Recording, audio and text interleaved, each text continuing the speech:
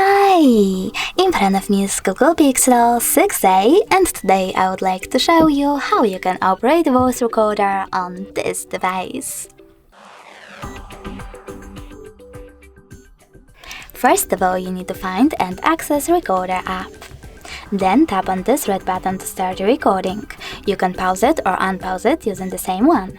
If you wish to, you can also click on Audio or Transcript over here to select one of those options. Tap on Delete right away if you wish to get rid of your recording. Choose Delete in the pop-up, or pause it, choose Save in order to save it, or just tap on Save right away.